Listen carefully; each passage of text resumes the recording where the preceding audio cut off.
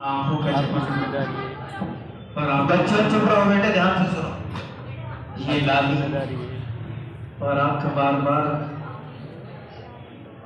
बार जो है टांगों को लगा पड़ा बता रहा है बार कि बार आप मैंने थक कहा चुके कर हैं। देते हाथ मत रख। मेरे अजीजों मेरे दोस्तों, इसलिए मेरा ज़मीन भी ज़्यादा लंबी छोटी बात करने की अंदर से इजाज़त नहीं दे रहा, क्योंकि माशाल्लाह काफ़ी लंबा प्रोग्राम हो गया आपका। 8:30 बजे से और 11 बजने वाले हैं, 11 बजने जा रहे हैं। माशाल्लाह अज़ीज़ मौलवी मोहम्मद याहिया और मौलाना मोहम्मद हसन साहब और हज़रत मौलाना मुफ्ती उवैस साहब ने पढ़ाई खुरमा से खिताब किया और बहुत ही जामी बात कही, अमल करने के लिए कहा। चुप रहो भाई, चुप रहो, चुप रहो, चुप। बस मैं एक छोटी सी बात अर्ज कर दूँ कि मकतब हमारे लिए क्यों ज़रूरी है। बातें मत करो, लड़कियों पीछे बैठे हो, चुप रहो। मेरे अजीज़ों, मकतब इसलिए ज़रूरी है क्योंकि यहाँ से हमारी ईमान की हिफाजत और हमारे जो नन्हे मुन्ने बच्चे हैं, जो हमारा फ्यूचर है, हमारा मुस्तकबिल है, और आने वाले वक्त की कमान और आने वाले वक्त की जिम्मेदारी इन्हीं बच्चों के कंधों पर होगी। हमारी मस्जिद की जिम्मेदारी, हमारी महल्ले की जिम्मेदारी, हमारे समाज और हमारे माशरे की जिम्मेदारी और इस मुल्क के मुस्तकबिल की जिम्मेदारी इन्हीं बच्चों के ऊपर होगी। कल इनमें से कोई कायद बनेगा, कोई आलिम बनेगा, कोई हाफिज बनेगा, कोई इस मस्जिद का मुतवल्ली बनेगा, कोई सेक्रेटरी बनेगा।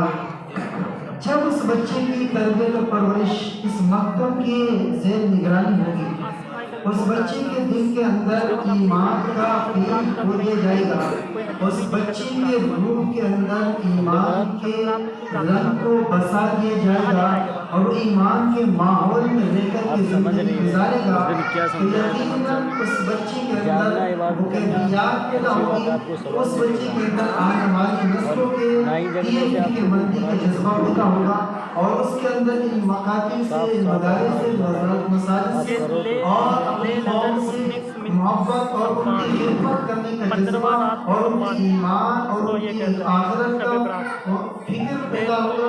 ये सारी की सारी चीज़ें हमारे इन मकतब से, इन मकातिब से, इन मदारिस से, इन मस्जिदों से वाबस्ता होकर के ही मिलेगी। मैं एक वाक़या आपको बता दूँ, दादा पोते कहीं जा रहे थे, 15वां रात शब्द बरात का हदीस तो किसी ने दादा से पूछा, दादा की उम्र ज़ाहिर सी बात है 50-60 साल का की रात होगी, होता 15वां कि दादा शाबान।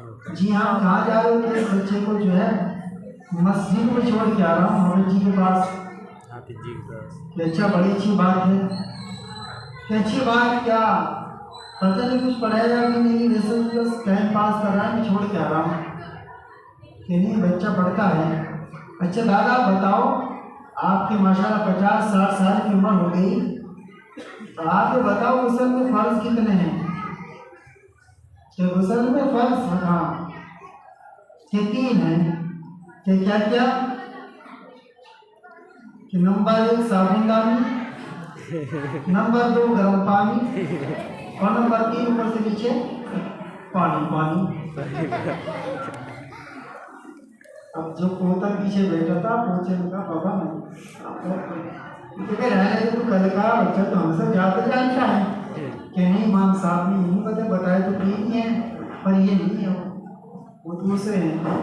हमारे इमाम साहब ने बताया था कि गुस्ल के अंदर जो 3 फर्ज है, नंबर 1 मुंह भर के कुल्ली करना होता है, और नंबर 2 नाक में 10 माटे तक पानी पहुँचाना, नंबर 3 मुंह भर के क्या बोलते हैं तमाम बदन पर पानी। तो देखिए ये चीज़ कहाँ से मिली भाई? मतलब से कितने लोग ऐसे हैं जिनकी उम्र 60 साल हो गई और भाई साहब कुछ अल्लाह ठीक नहीं की, पूरी जिंदगी नमाज पढ़ते पढ़ते गुजर गई, मगर आज तक सूरह फातिहा ठीक नहीं कर सकी। पूरी जिंदगी हो गई, आज तक गुस्ल का तरीका नहीं आया। पूरी जिंदगी गुजर गई, आज तक गुस्ल का तरीका नहीं आया। आप 50 साल की जब उम्र होगी, अब बात कहे कि इसको बता दी जाओ, दिमाग में अब नहीं बैठ रही है। इसलिए जो हमारे बच्चे हैं ان کو مکاتب میں مدرسوں میں مسجدوں میں بھیجا جائے. جب آپ انہیں بھیجیں گے تو امام صاحب کو بہت کچھ بنا دیں گے. اللہ تعالیٰ دعا فرمائے کہ اللہ تعالیٰ ہم سب کو تمام باتوں پر کہ نسل زیادہ پر کی توفیق عطا فرمائے. آپ تقسیم انعام ہوگا.